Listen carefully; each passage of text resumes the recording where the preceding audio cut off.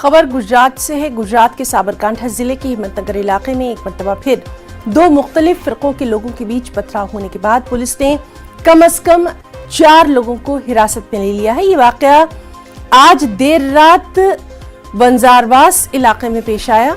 Social media पर viral हो रहे वीडियोस में कुछ लोगों को दूसरे मोहल्ले पर पेट्रोल बम फेंकते हुए देखा जा सकता है।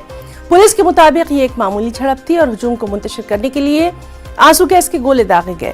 इससे पहले इतवार के रोज भी रामनवमी के मौके पर हिम्मतनगर कस्बे में तशद्दुद फूट पड़ा था।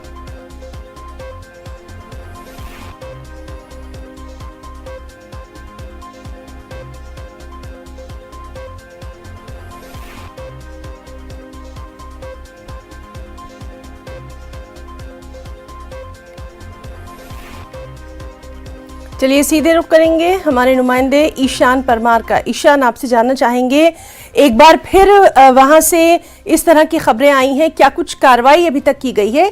हालात कैसे हैं?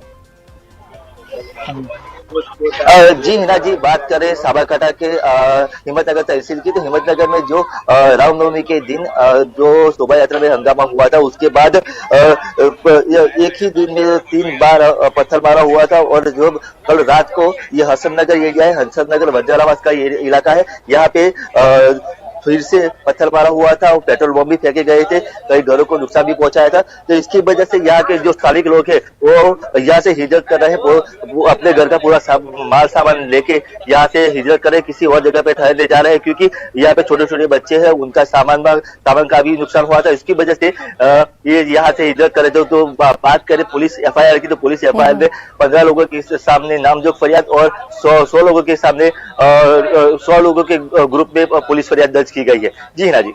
ईशान, आपसे जानना चाहेंगे अभी वहां सिक्योरिटी की सूरत हाल, क्या सिचुएशन सिक्योरिटी की?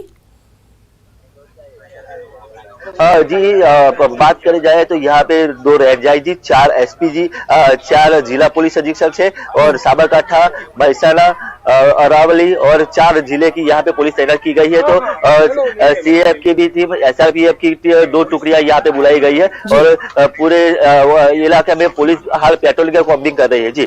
जी ईशान, बहुत बहुत शुक्रिया आपका तमाम तर तफसीलात के लिए। लगातार इस अहम खबर पर नजर बनी हुई है।